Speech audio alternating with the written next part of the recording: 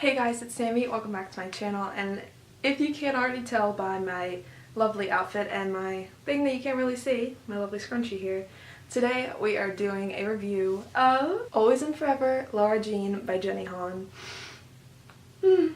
This book, guys, before I even get into anything, I would just like to be completely transparent here and say I absolutely adored this book. I think it probably will be my favorite book of the year for a multitude of reasons I will get into in the spoilery section, as well as trying to dabble in your spoiler-free section. But basically, I adored this book. Oh my gosh. I found it so relatable to my life currently as a just graduated senior going to college next year and having a long-term boyfriend and having everything that Lara Jean has, and I just can't even get into it right now, but I love this book. I gave it 5 stars. Even in my Goodreads review, instead of saying 5 stars, I said favorite book of the year. I loved this book. So, without further ado, I'm going to get into the spoiler-free section. Obviously, it's not going to be spoiler-free if you haven't read the 2 previous books, To All the Boys I Loved Before and P.S. I Still Love You. If you don't know what the series is about, the first book in the series, To All the Boys I Loved Before, is focused around Lara Jean. Every time she stops liking a boy, she writes them a letter breaking up with them, and she's always put them in a hat box, and she shoved it under her bed, and no one ever found them until one day that hat box goes missing, all the letters get sent out to all the boys, and madness ensues from there. 100% recommend this whole entire series. I loved every single book in this series. You must read it. It is a must-read contemporary series. Seriously, guys.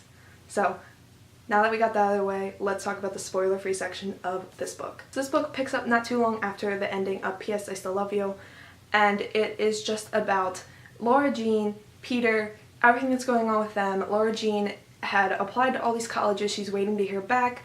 Peter has been accepted to UVA on a lacrosse scholarship, and he will be attending there in the fall, and it's just the whole whirlwind of them and college and what is going to be of them at the very end. So that's kind of where you start off this novel. Everything's pretty crazy. Lara Jean's dad and Miss, I don't even know her name, the neighbor from across the street, her name's Trina, they are in a pretty serious relationship. Margot's out in Scotland doing Margot-ish things, and it really just starts from there. I must say that, obviously, you guys heard me say I love this book to death. It was amazing in every single bit of the way. Like, I loved it. Loved it. The relationships in this were amazing, not just Lara Jean and Peter, but Lara Jean and her dad, Lara Jean and her sisters, Lara Jean and Trina, who is like her new sort of mother figure. What I love about the series the most is it really goes into family and the different kinds of families there are and the different kinds of parents there are, and it does not shy away from that. And I really love that about this series, that it's not just about the romance, it's about the family, it's about Lara Jean, it's about everything. The choices that are made in here are so realistic to what I would do. It really reflects an everyday teenager, especially a senior about to go off to college, who really does not know what they're doing, and I just could not relate to this more. There are points in here where I was bawling my eyes out because I felt that Lara Jean was making the wrong choice that I wouldn't have made, that Lara Jean was making the wrong choice, and I just sat here heavily reflecting on the choices I've made in relation to her, and it was just such a powerful book to me, and I can't even fully explain it, especially without going into spoilers. But even in my spoilery section, I really am not going to be able to explain exactly how much this book means to me. All I can say is, especially if you're in high school, especially if you are a graduating senior going into college, you need to read this book. Like, you really need to read this book. So that's really going to be it for the spoiler-free section, guys. But now I'm going to get into spoilers, and if you haven't read this book, I'm sorry guys, go read it and come back. You're going to love it, trust me. Okay, so starting off, I just want to start this off, but I know some people don't really like Peter Kay, but I adore him with every inch of my soul. I love him, and after this book, it really just solidified it in me that I love him. So if you're not here for Peter Kay, come on guys, you should really just jump on the Peter Kay bandwagon because he is so real and so heart-wrenching every single time I read it. So basically, I don't even know where to start really. I tried to take notes, didn't go over well, I just ended up crying the whole entire time. From the beginning of this book, we are led to believe that Lara Jean is going to break up with Peter. Everything leads to that. And then she obviously did break up with him. So before I really get into this, let me just start off with how this book really relates to my life. If you don't really know, I had been in a relationship with my boyfriend for 4 years. I just graduated high school, he just graduated high school, and when I was applying to colleges, we applied to most of the same colleges, and we both had the same #1 school, and we're like about even in grades and everything like that. He's just a little bit higher than me in SAT scores and just certain things. So our #1 school was kind of competitive, and I was super nervous that he was gonna get in and I was not. So I can only imagine if I would have read this book during that time, because I'm sure it would have sent me into an even bigger hole than what it sent me now. But basically, we did both end up getting into the #1 school, so we wouldn't had to have done what Laura Jean and Peter are going to have to do. This book resonated me so well because I distinctly remember these feelings, waiting for my status to come back, if I got in, if I got denied, whatever. I distinctly remember these feelings of, is this going to be the end because we did not get into the same college? And the sentiments in this book, especially from Margot and then obviously from her mother that said don't go to college with a boyfriend, was just so utterly depressing to me.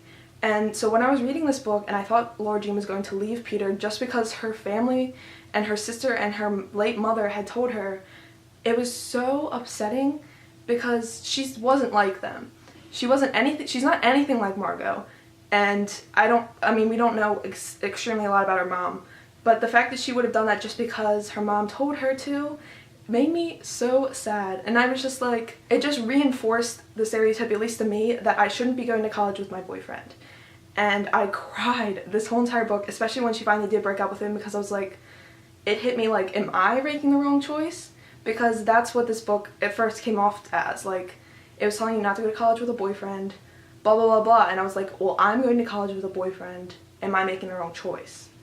So that's basically like why this book meant so much to me, because at the end she decided to stay with him, and that's what I'm doing.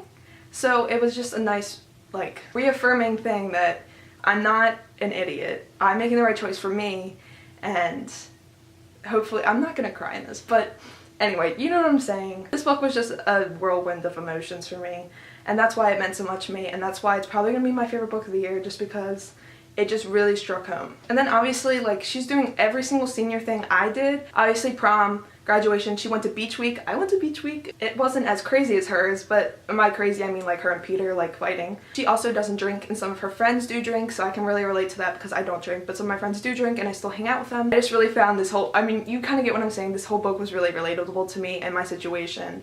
Beach week, graduation, prom, everything together, all with a boyfriend, all with the tons of drama. Obviously, like, I'm just going to touch on some of my favorite scenes. I really, really loved after prom when it was Laura Jean's birthday and they went back to in their diner seat with the pink balloons and all of her friends. My heart, how could you break up with this man? I don't understand. Obviously you didn't, but I don't understand how you even thought about it. And then when they all tried to get together for Laura Jean's dad to propose to Trina, and my heart, because I really, really loved them together. I really loved Trina.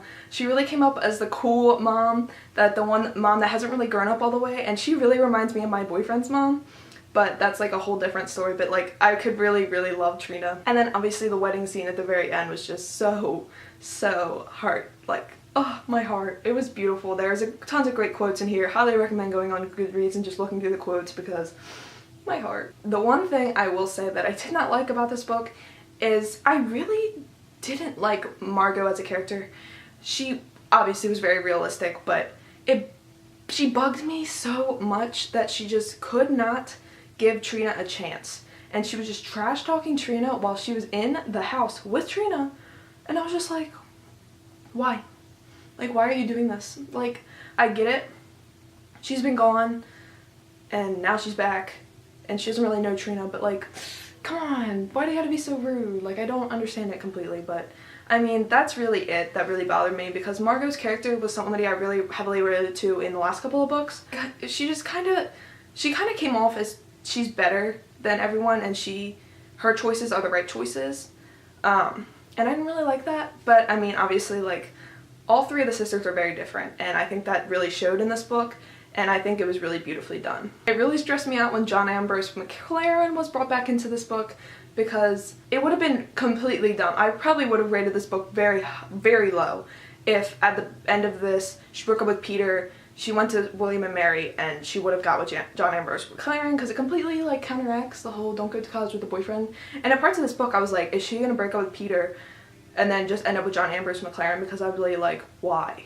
Because that would just really make me mad. That made me even more mad if she just would have broken up with Peter. But yeah, that didn't happen. But every time he was brought up, I died a little inside, because I mean, he's a probably plenty nice guy, but I didn't want her with, if she wasn't gonna be with Peter, she's not gonna be with anybody.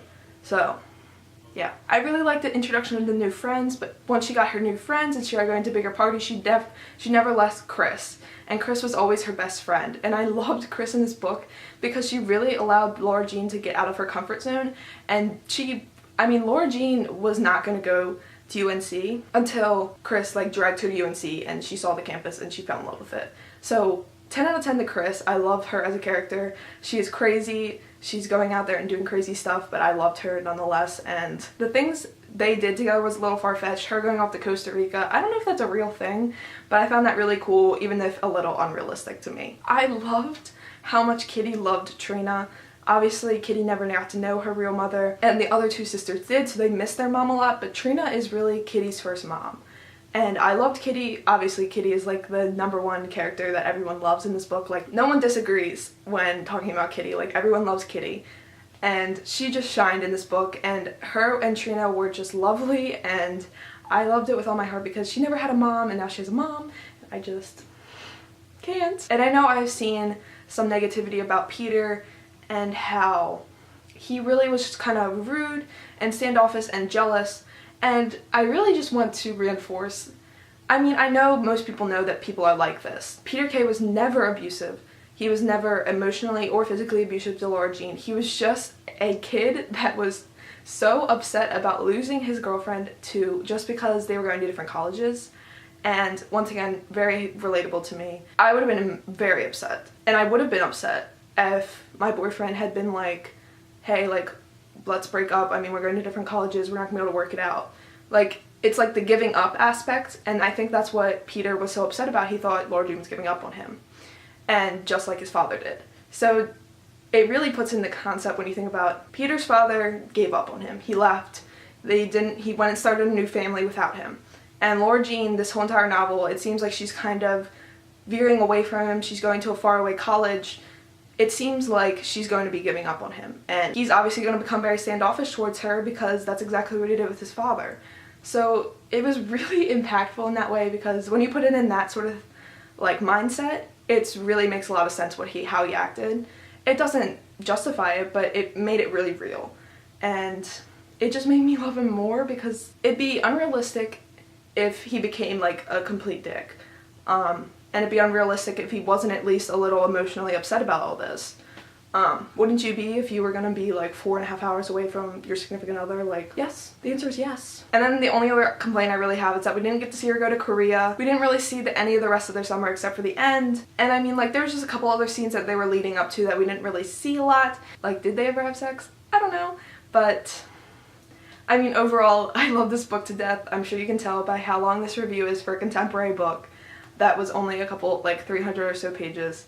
So yeah, I think that's really all I have to talk about. Really what this review mainly was talking about how much it related to me, and that's why this book was so special to me. If you're not having the same experience, maybe this book won't be as impactful to you as it was to me, but I think it was a good book nonetheless, that everyone will enjoy it, but especially if you're in my position, that it's gonna really impact you even more. Alright guys, so that is going to be it for this video. I hope you like this review. I'm so glad I'm going to be filming some more reviews for you guys, especially when they're books that I really like, and I might make a few reviews for books that I really didn't like, because I know you guys love to see those as well. So thank you guys so much for watching. As always, all of my social media links are down below. They are all at bookishsami. I hope you guys all have a great day. Bye!